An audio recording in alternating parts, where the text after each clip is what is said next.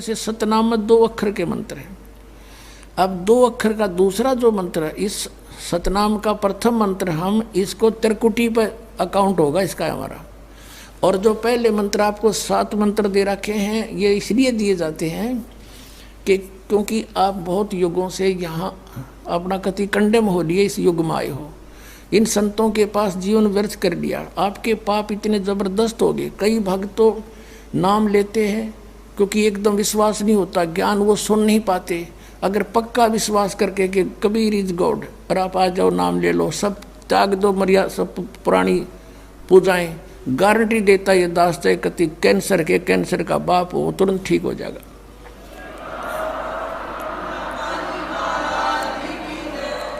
हम मार इसलिए खवा दी काल ने कि ये हमारे विश्वास ना होने देता कबीर इज गॉड, और जब तक ये नहीं होगा इतना मालिक सारा पूरा दे नहीं सकता। कह कबीर सुनो भी साधो, मैं तो हूँ विश्वास में। जय तुमने ये विश्वास हो गया कबीर इज गॉड, फिर देखना, या मैं 1000 प्रमाण दिखा सकता हूँ आपको। पुण्यात्मा हो जो परमात्मा की शरण में लगे हैं सच्चे, उससे उनके ऊपर कर्म की फिर मार आई है और ऐसे जीवित कर दिया। डॉक्टरों ने जवाब दे दिया था कि अब इसका कहीं इलाज नहीं, बेसिक ले जाओ, नाम ले रखा था उन्होंने, और वो अपने आप फिर स्वस्थ हो गए। भगवान किसे कहते हैं? इसको कबीर गॉड कहते हैं। तो ये प्रथम मंत्र में आपको अब ये 7 मंत्र बना के दिए जाते हैं। पहले 5 मंत्र देते थे नानक साहिब भी और परमेश्वर कबीर साहिब जी भी। फिर ये हैं 5 नाम हैं जो हमारे कमलों में ये प्रधान बैठे हैं। मूल कमल में गणेश जी, स्वाद चक्र में सावित्री ब्रह्मा जी, नाभि कमल में विष्णु और लक्ष्मी जी, हृदय कमल में शिव पार्वती जी, और कंठ कमल में ये दुर्गा जी।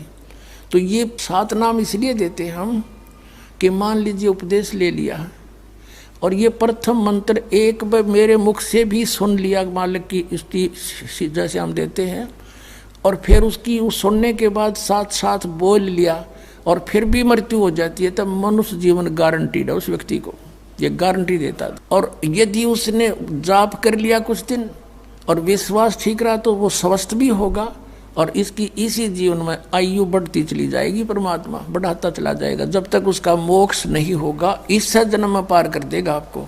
तो इसलिए ये 7 मंत्र दिए जाते हैं। ये पहले वाला लास्ट वाला मंत्र आपको जन्म दिवाओगा तुरंत, मनुष्य जीवन का गारंटीड है, मृत्यु भी हो जाएगी। पुण्यात्मा इसलिए मान लीजिए किसी का कोई बीमार है, या 80% व्यक्ति दुखी आए हुए, और जो विश्वास कर लेता है उनको गारंटीड बात पूछ लो, यहाँ लाखों बैठे होंगे, आ जाते हैं, सुनते रहना और सब स्वस्थ हो जाते हैं। तो ये वो परमात्मा है। तो इसलिए प्रथम मंत्र जो आपको दिए जाते हैं, इनमें ये 2 मंत्र अब कंपलसरी थे, पहले नहीं थे ये।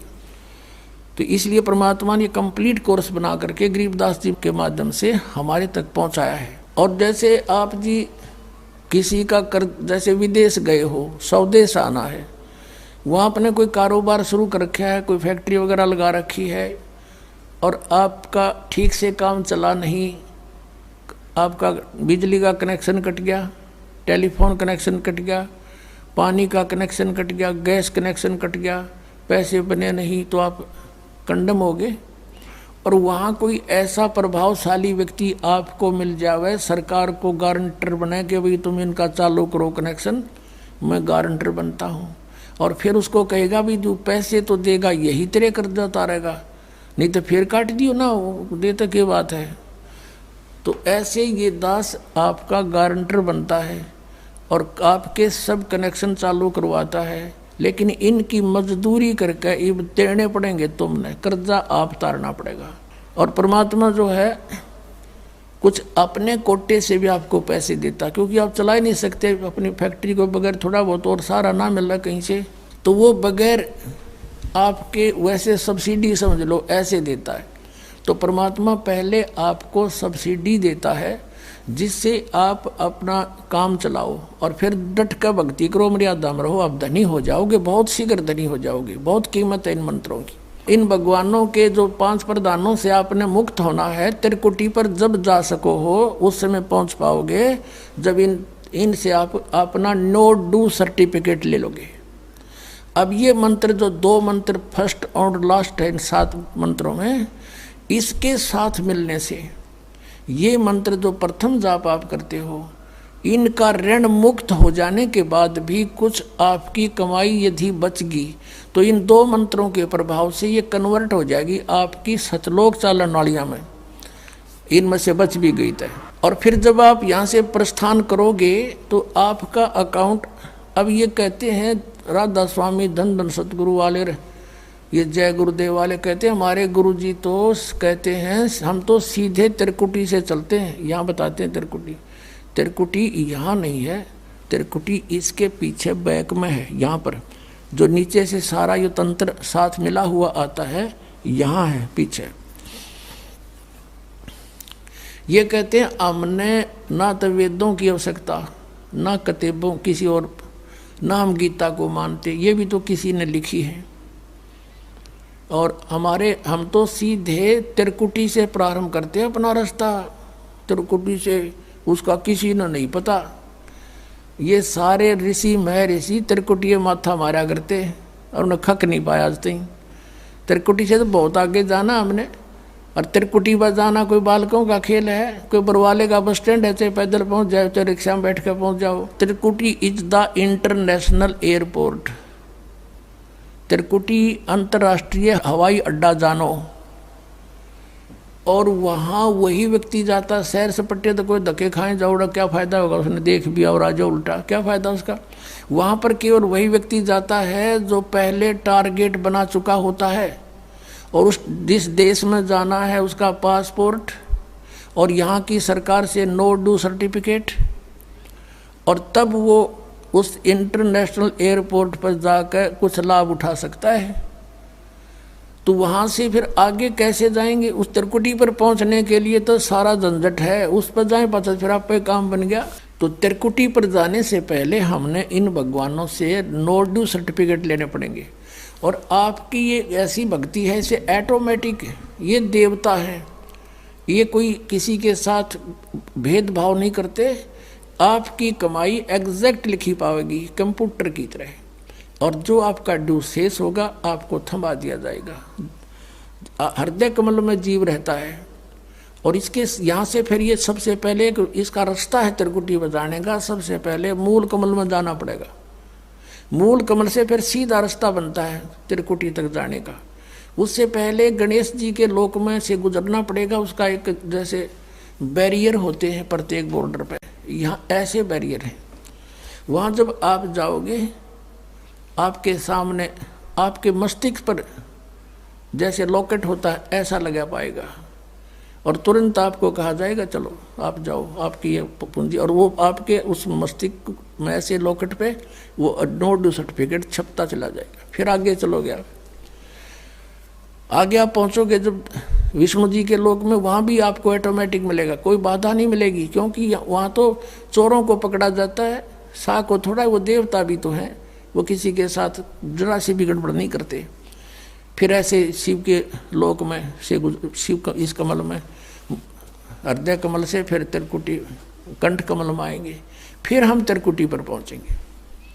अब तिरकुटी पर जाने के बाद इस सतनाम के जो प्रथम मंत्र का अकाउंट वहाँ देंगे हम, लेकिन वहाँ पर यह काल बकवाद करवा देता है। यहाँ का जो जितने देव हैं ये अपने सतर पर कोई गलती नहीं करते, ये करवाता है। ऐसे ये तिरकुटी पर जाकर चाल चाल है, यहाँ तक नहीं बोलता ये।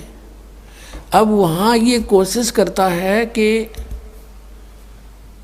इसको यहाँ उलझा दूँ, उससे पहले बहुत सी ऐसी बहुत से वहाँ पर तिरकुटी तो एक बहुत बड़ा सांग है, बहुत बड़ा प्लेटफार्म है, और वहाँ पर कहीं पर डांस हो रहे हैं, कहीं पर दुकानें लगी हैं, औरतें खड़ी हैं नाच रही हैं, कोई अर्धनग्न शरीर में खड़ी हैं, और बहुत से वैसे सुंदर सुंदर खड़े हाथी सजे हुए।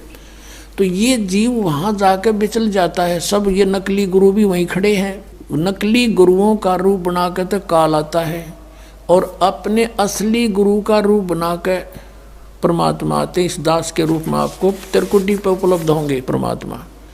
तो वहाँ क्या होगा कि कई बार ये काल भी परमात्मा यानी असली गुरु का रूप बनाकर खड़ा हो जाता है। तो सबसे पहले आप क्या करोगे, प्रणाम जब करोगे गुरुदेव को, ये स्वभाव तो आपका यहाँ बना ही दिया जाता है, गुरु जी दिखे दंडवत करोगे। दंडवत करते समय एक सतनाम का सुमरण अवश्य करना होता है।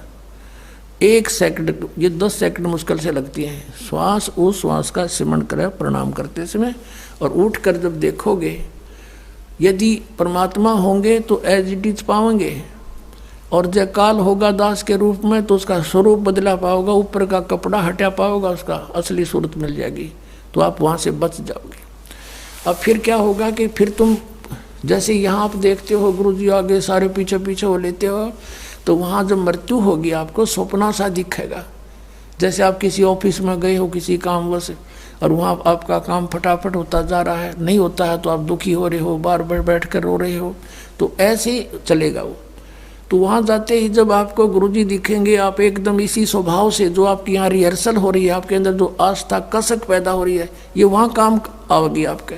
तो ये सब रिहर्सल यहाँ कराई जा रही है कि गुरु को परमात्मा जानकर ये सब क्रियाएं करो, तो वहाँ ये आपके काम आऊँगी, वहाँ अपने यूज होंगी ये सारी फार्मूले।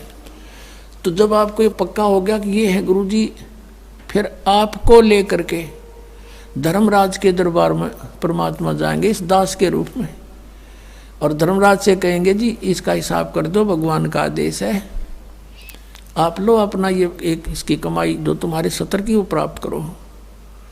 ओम नाम की कमाई और ये यज्ञों का जो बचा हुआ यहाँ प्रयोग हो गया सो हो गया यज्ञ, फिर भी बचे हुए भी आपको वहाँ देने पड़ेंगे कि आप अपना संभालो अपने सतर की। जैसा कि आपके संविधान में लिखा है, ये पवित्र वेद पवित्र गीता भगवान का संविधान है, इसके विरुद्ध जो कार्य करता है वो दोषी है, चाहे जज है चाहे बिना जज है। तो यहाँ का न्यायाधीश बहुत समझदार है, उसने वो सब समझता है। परमात्मा याद दिलाता है 18वें अध्याय के 66वें श्लोक में लिखा है, सर्वधर्मान परित्यज माम एकम शरणं व्रज। अपना अपने सतर की जो तुम्हारी है वो अपनी लो, इसकी पूजाएं और इसको छोड़ो, आगे चलेगा ये। तो वहाँ सतनाम के प्रथम मंत्र का जाप हम वहाँ देंगे, यज्ञ दे देंगे, फिर ये वहाँ से चलेगा, फिर वो आगे जागा तो पार ब्रह्म के लोक से हमने पार होना है। वहाँ पर सतनाम के दूसरे मंत्र की कमाई जो श्वास उश्वास से की हुई है, ये उसके दरबार में जाकर अक्षर पुरुष यानी परब्रह्म के लोक में जा करके उसको देंगे, वो आगे जाने अलाउड कर देगा, उसके 7 संग ब्रह्मांडों से पार होना हमने सहयोग देगा वहाँ से वो वहाँ तक जाने का उस टैक्स के बदले में। अब यहाँ बताया है कि जे तू पढ़ा पंडित बिन दोई ना अक्षर दोई नावा, और पर्णवत नानक एक लंघाए जे कर सत समावा। अब ये 2 अक्षर का नाम जो सतनाम है, ये हमें भंवर गुफा तक पहुंचा देगा। भंवर गुफा है, जैसे अभी तक हमने 10 द्वार सुने थे, तो यहाँ परमात्मा ने गरीबदास साहिब जी के माध्यम से कहा है कि 12 मद मैल मठ बोरे बहुर ना दे धरे रे। वो तो 12वें द्वार को पार करके है वो मठ, वो स्थान, वो ठोड़ ठिकाना, फिर जहाँ जाने के बाद बहुर ना दे धरे रे, फिर दोबारा जन्म कभी नहीं होता। एक 10वां द्वार तो इस शरीर से निकलना है, ये शरीर और एक ब्रह्मांड एक है, इससे निकल गया। कई योगी देखे यहाँ से शरीर फोड़ जाते हैं, यहाँ एक काग बोलते हैं इसको, स्थान को काग, छोटे से बच्चे को आप देखोगे नरम नरम स्थान होता है, वो कई बार नीचे हो जाता है तो उसको एक देसी इलाज से ऊपर उठाते हैं हाथ से, तो इसको फोड़ के वो बाहर निकल जाते हैं। वो कहते हैं जिसकी मृत्यु यहाँ से हुई हो ना, उस योगी को कहा करते इसने ब्रह्मांड फोड़ दिया। ब्रह्मांड फोड़ दिया कि अकेला तोड़ दिया। ब्रह्मांड के बीच में, प्रत्येक ब्रह्मांड के बीच में वैक्यूम प्लेस है, खाली स्थान बहुत लंबा चौड़ा। ये फिर वहाँ धक्के खाएं जाओ, उसका वहाँ के चक्कर काटें जाओ, ठंडी ठंडी इसमें लगती रहे, और वहाँ इसकी कमाई पूरी हो जाएगी, फिर वापस नरक में। और फिर 21 ब्रह्मांड का भी एक ग्रुप है, चारों तरफ से एक अंड आकार है, और 21वें ब्रह्मांड का कनेक्शन जो है उसके चारों तरफ भी फिर खाली स्थान है, और वहाँ से सीधा एक 11वां द्वार है, वो अक्षर पुरुष के लोक में प्रवेश होता है 7 संग ब्रह्मांडों का। वो 7 संग ब्रह्मांड भी चारों तरफ से एक तरफ बंद हुए हैं, पैक हैं, और बीच में अलग अलग डिवाइड हैं, वो अलग हैं। तो जब 11वें द्वार को पार करेंगे तो उसमें प्रवेश कर जाएंगे अक्षर पुरुष के लोक में। और 12वां द्वार जब है अक्षर पुरुष का, जो 12वां द्वार है अक्षर पुरुष के लोक से सतलोक में जाने के लिए पहले बीच में एक और स्थान है जो गुफा टाइप है, और उसको ऐसे गोल आकार है, वो ऐसे ऐसे जाएगा ऊपर को। तो वहाँ जब हम 12वें द्वार पर खड़े हो जाते हैं, इसका जो अक्षर पुरुष का चारों तरफ से जो बंद है उसके पारदर्शक है वो, वहाँ से सतलोक दिखाई देता उस आत्मा को जिसके पास सार नाम की कमाई है। अन्य को नहीं दिखता, अक्षर पुरुष के लोग व्यक्तियों को नहीं दिखता, वहाँ के प्राणियों को नहीं दिखता, तो वहाँ से फिर वो दिखाई देता है। अब जैसे नानक साहब ने कहा है कि एक छुड़ावे एक लखावे, यूँ तो छुड़ाओगा कालते सतनाम का पहला मंत्र ओम, और वो जो दूसरा मंत्र है वो लखावेगा, वहाँ जाके एंड पे बैठा देगा, और वहाँ से आपको सतलोक दिखाई देगा, पार नहीं हो सकते। सार नाम है जिसके पास, तो फिर वो आगे उस भंवर गुफा से पार करके और फिर आपको 12वां द्वार पार करके तब परमात्मा का वो मठ है, वो स्थान है, सतलोक है, जहाँ जाने के बाद साधक फिर लौट कर कभी संसार बन जाते। तो इस प्रकार ये अर्थ तो ये था 18वें अध्याय के 66वें श्लोक का। ये बालक के जाने, संस्कृत के जानने वाले विद्वान पाक रहे थे, इनको